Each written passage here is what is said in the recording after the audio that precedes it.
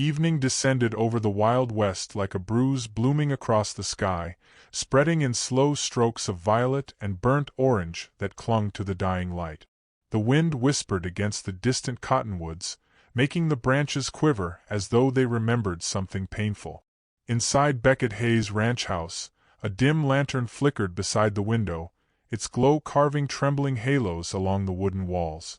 And in the wavering amber hue stood Nayeli Rivers, aged 20, her small hands clasped tightly in front of her apron, her breath caught between hope and dread as she waited for the cowboy she had come to trust more than she should have.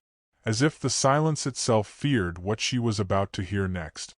Beckett Hayes, age 30, stepped inside with the sound of boots heavy from the trail, his silhouette tall and broad in the doorway, carrying dust from the dying day and the storm of judgment he had brought home from town. His jaw was tight beneath his scruff, and his eyes, usually a quiet shade of kindness, were now burdened with a weight that dimmed something inside them. He didn't remove his hat immediately, didn't look fully at her, because he feared if he did, his resolve would dissolve into feelings he had long tried to bury. The distance between them felt deeper than the desert outside. He set his hat on the table, exhaled, and finally met her gaze. "Nayeli, people are talking again." The words were simple, but they carried the sting of a whip, slicing the fragile peace she had nurtured in his home. Rumors of impropriety, whispers of shame, accusations born from prejudice, these had followed her through every town. Her fingers tightened around the fabric of her apron, knuckles whitening at the familiar cruelty of it. It wasn't new, but it felt heavier this time, because it was hurting the one place where she had felt safe. She wondered if she had already lost everything. He told her the townsfolk thought she shouldn't stay here alone with him, that it looked wrong, that it made people suspect things not spoken aloud but understood in the cruel smirks they cast. Nayeli lowered her gaze, the sting of tears pressing behind her eyes though she refused to let them fall. As a native woman without a family, without protection, without reputation, she knew exactly how the world saw her. Her presence in the home of a respected cowboy had become a spark thrown onto dry leaves, ready to burn her future to ash. Her breath trembled as she braced for the blow. Beckett swallowed hard, his voice gentle but firm as he delivered the words she most feared. "You'll need to leave by morning." The sentence shattered what remained of her quiet hope. The ground beneath her felt as though it shifted, leaving her standing on the fragile edge of a cliff she had been pushed off too many times before. She took one step toward him, not out of defiance but desperation, and he stepped back without meaning to, as if afraid he'd break apart if she touched him in this moment of impossible choices. The distance sliced her heart more than the words. Her voice cracked open like a wounded dove's wing. "Please let me stay tonight. I'll leave by morning." She spoke not to change his mind but simply to survive the dark. She would sleep anywhere, the shed, the porch, the cold patch of earth behind the barn, just not out on the open prairie where loneliness and danger shared the same face. She didn't sob. Years of forced composure held her still, but her eyes glistened with a sorrow so deep Beckett felt it lodge itself inside his ribs like an iron nail. The lantern flickered as if it, too, waited for his heart to respond. Beckett's breath grew shallow, memories rising like dust stirred by an unexpected wind. He remembered the quiet hum she carried while preparing supper, the careful way she folded his shirts, the tenderness with which she treated even broken things, old furniture, stray animals, even his grieving silences. This house had been a graveyard of memories before she arrived. Now it felt like a home. But fear, a cold, choking fear, kept him chained to the opinions of a town that valued judgment more than truth. The war inside him pulled him in two. Nayeli's hands trembled as she untied her apron, her voice barely audible. "I have nowhere to go." She spoke of the tribe that had cast her out when she was 16, framed for a theft she never committed. She spoke of ranches refusing her, of towns treating her like dust beneath their boots, of nights sleeping in abandoned barns and behind saloons where men's laughter held danger in every echo. "People judge me wherever I go," she whispered, her gaze lifting to his, fragile yet fierce. But here. I felt human again. The truth struck him like lightning splitting dry earth. Beckett felt the floor tilt beneath him. Was it truly the town he feared? Or had he been afraid of what she had become to him? He had grown accustomed to her presence, the warmth of her steps in the hall, the gentle clatter of morning dishes, the soft certainty that he was no longer living in a hollow shell of a home. He tried to speak, but words faltered, drowned by a storm rising through him, a realization sharp enough to cut. The wind outside pressed against the windows like a held breath. Nayeli stepped closer, stopping just shy of touching him, placing her hand near his on the table, a gesture so small yet so intimate it drew the air taut between them. The lantern light cast a soft gold hue over her fingers, and he saw how delicate and strong they were, shaped by hardship yet moving with a grace born of survival. He didn't move away this time. Couldn't. Her nearness wrapped around him like dawn threatening the dark. Something inside him leaned toward her without permission. His voice finally cracked. "You can stay tonight. Just tonight." The words hurt him more than they hurt her. He could hear it in the tremor beneath them. Nayeli nodded, though her lashes lowered to hide her disappointment.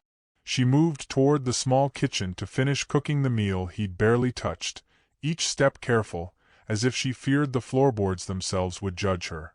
Beckett watched her silently, guilt burning through him like sun-baked metal. The truth that he didn't want her to leave took deeper root. They ate dinner in a quiet so dense it felt like a third presence sitting between them. The fire whispered, the spoons clinked softly, and yet every sound became a confession neither dared to speak aloud. Beckett watched her fingers tremble as she lifted her spoon. She sensed his gaze and looked away each time, but her breath hitched, betraying the weight of emotions simmering just beneath her ribs. He wondered if he had already made the worst mistake of his life.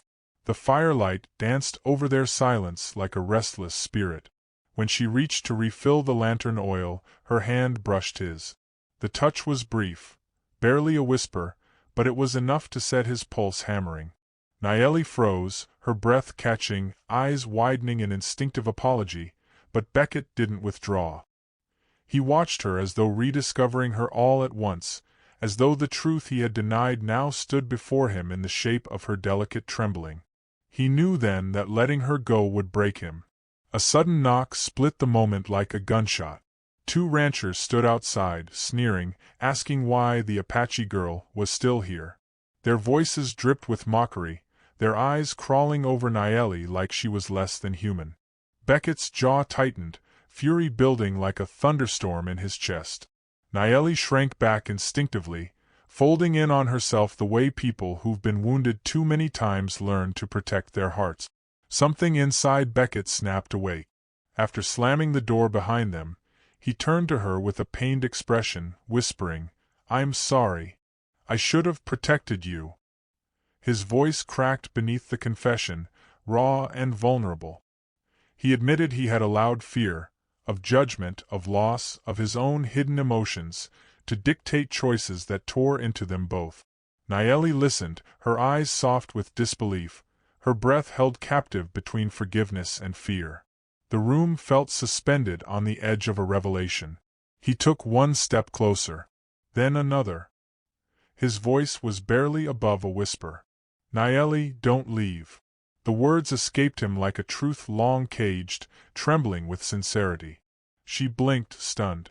He confessed he didn't want a house without her footsteps, mornings without her quiet humming, evenings without her gentle presence warming the cold corners of his world. She stared at him as though seeing a man she had loved silently finally uncovering his soul. The world outside seemed to pause, listening.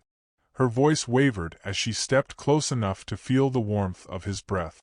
She admitted she feared loving him, feared the day he would cast her aside to save himself from shame. She confessed that her heart had tied itself to him before she even realized it, that leaving would tear something vital from her. Beckett lifted her hand with a reverence that made her eyes burn with tears she could no longer hold back. The first real warmth between them bloomed like early spring. He told her he wanted her not as a servant, not as a hidden part of his life, but as his equal, as his wife, properly, publicly, freely. Nayeli's breath shuddered, her hand covering her mouth as disbelief and hope crashed over her like a rising tide. No one had ever given her a choice, a future, a name spoken with respect. The promise in his eyes made her heart tremble. The next morning, beneath a sky painted in gold, they stood before the preacher. Some whispered, some frowned, but Beckett held her hand boldly, defiantly, as if daring the world to challenge the rightness of their union. Nayeli, in a simple white dress she had sewn by lamplight weeks ago, repeated her vows with a steadiness she never thought possible. For the first time in her life, the world could not take something from her. When Beckett kissed her, the earth itself seemed to sigh in relief. In the days that followed, their home transformed into a sanctuary.